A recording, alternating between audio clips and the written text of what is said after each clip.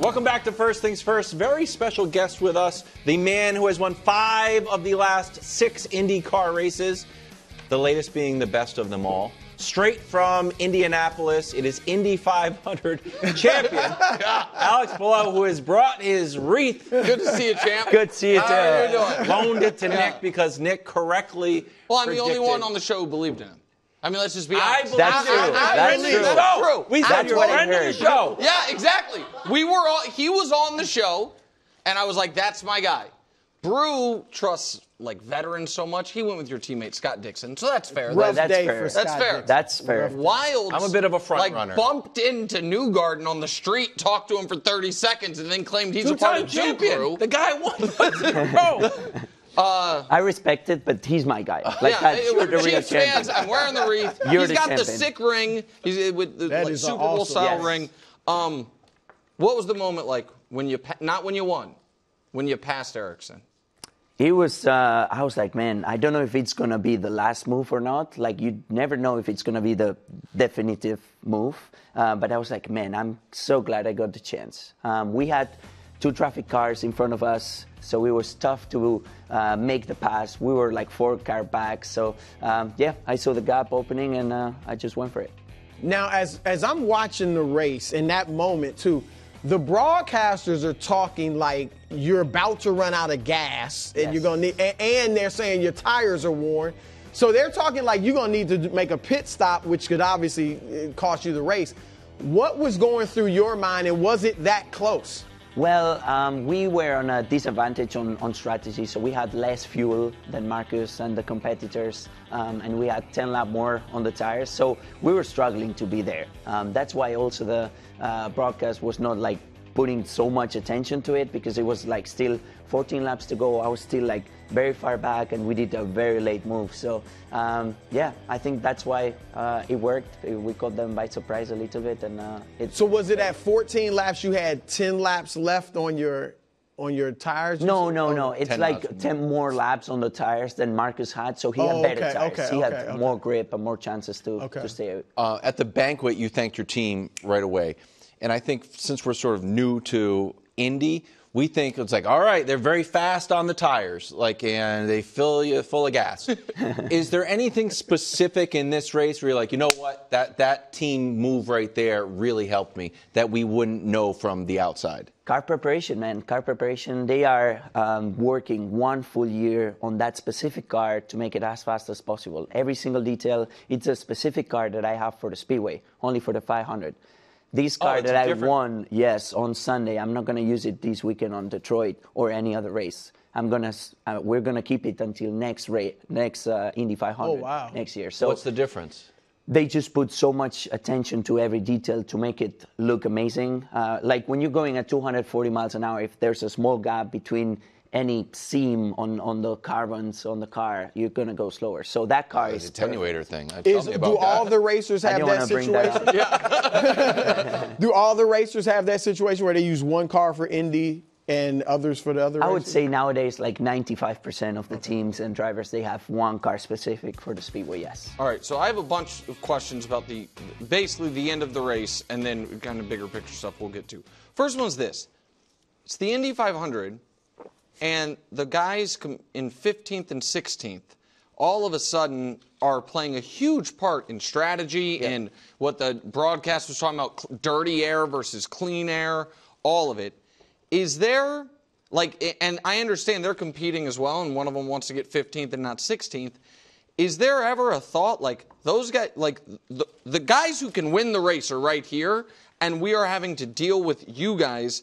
A, how much like added anxiety does that create that if one of these guys screws up, then, the whole thing could be ruined? And B, is there like almost a professional courtesy of, should they move out of the way so you and Ericsson can duel for the finish? Well, this time the traffic cars were actually helping me because I didn't have enough fuel. So when you go behind cars, you don't need to be that much on the gas, so you can save a little bit of fuel. So I was like, this is helping me, right? Like I was happy. But normally, yes, you you would want to be alone with like first and second and just go back and forth and have a real fight at the end. But it was helping me. These are the rules. I finished second to Helio Castroneves in 2021 because of traffic cars as well. He had the same situation, but I was second at that time, and I couldn't really pass him because of that traffic car. So we just showed it. The other question I had, final lap, I think the first turn. Listen, again, I'm clearly not an expert. I thought I'm a champion, but not an expert. I thought you had lost control a little. You went from the high bank almost to the infield so quickly, and the broadcast said, we're going to show it again, that was strategic to make sure Ericsson couldn't pass you. Yeah. Like, we'll see it right here. I think we'll see it. So you can see that he's very close to me, and then I'll move to the inside just so he cannot. Here's what I'm talking about. Right there. Yes. And so what did that prevent him from being able to do, that last move there? So basically, when you have a car in front, he's braking the air for you. So he's like pushing the air out. Just think as water. Yes. So he's pushing the air out. So then he goes faster because I'm pushing the air for him. But if I go to the left, he cannot go to the left as fast as I'm going. And once he's to the left, I'll move to the right. So he cannot go as fast as me. So you stop blocking the air to slow him down a bit so he can't get the push. Wow. Just so he cannot get as much speed as I. On the highway before. Go ahead, bro. So you had not won on an oval before. Do you prefer the other tracks, the road racing to the oval, or is it different for you? How is it different? No, but I grew up racing in Spain and in Europe. Like, I'm from Barcelona, Spain, but in Europe we don't have any racing series that races on ovals nowadays. So I grew up just racing on road courses and street courses. So that's what I was better at. But my first oval race was back in 2020. Here in IndyCar, so I didn't really have much experience on ovals. So I've been close before. I was many times on the podium, but this was the first win. Now I love every single race, like all ovals. Just give me whatever, I'll love it.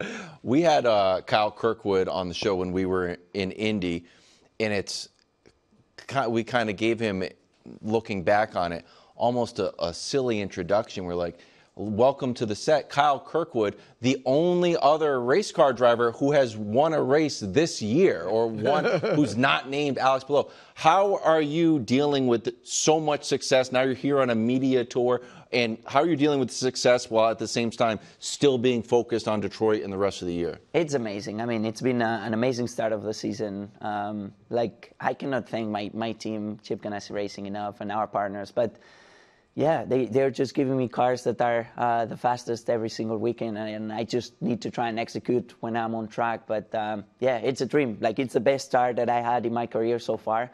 I know that it's a special moment, and I'm just trying to enjoy every second of it, because at some point it's going to end. Hopefully not this weekend at Detroit. Hopefully later on in the season. But it's just very cool to be part of it. Awesome. When before the race even starts, somebody crashes.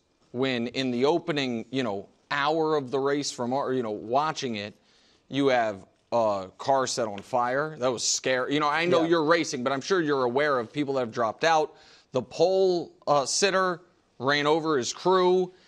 How much added anxiety does that create because I don't know if it was the weather, I don't know what it was, but it seemed like, because there had been, going into Indy, not a lot of races run under caution a bunch this year on the circuit, and then there was a half dozen in the first 90 minutes of the race. How does that change your approach or add your anxiety for during the race? Conditions were not amazing, honestly. It was very cold, so it was the first time that we had such a cold track, and I think it was the coldest Indy 500 in the past 15 or 20 years. But I would say the Indy 500, it's an endurance race. It's 500 miles, 200 laps. There's so much thing happening, and we are always on the limit that it's expected to have that many issues. If you look back at all the Indy 500s, you're gonna see fires, you're gonna see issues on pit stops, you're gonna see crashes. So it's always you're always ready for that. So it was tough mentally to stay focused and in the game and not get caught up on issues that was going on. But it's always like that, the Indy 500. You mentioned you're from Barcelona, Spain, first Spaniard to win the Indy 500.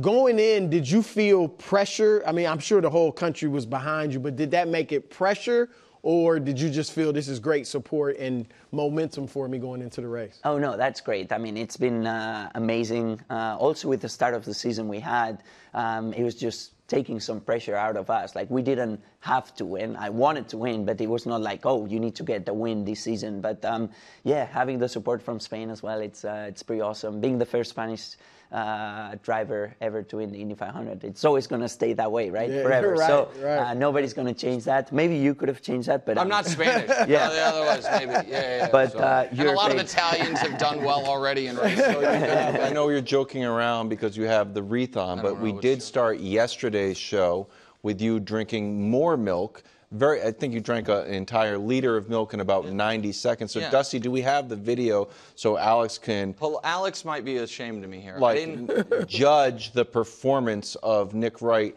and his milk drinking? Okay. Let's see if we have the video There we go. here. Hold on.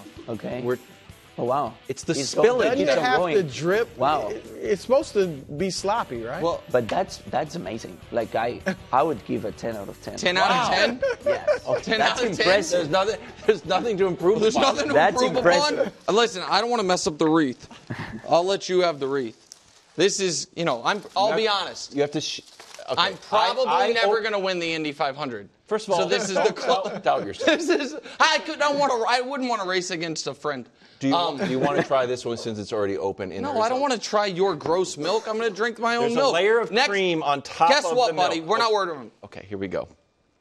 Watch this. It's not coming out because there's a lot. I think he tasted that cream. He tasted that cream. I just said it. There was a layer of cream. Yeah, I know that. He told you. I thought he was lying. I'm not lying. You're a two-crew guy. I can't believe you. I can't believe so far him. back. This is amazing. All right, Alex Below, thank you You're so a much legend. for joining us. Thank you so Thank much. you so Enjoy your much. trip to New York. We'll see you in Detroit this weekend. Yes, definitely. And absolutely. continued success Wow. this entire year. We'll see That's you a lot next of year cream. at Indy. I know. Thanks for watching. Subscribe here to get more from the show and to check out clips from other shows on FS1.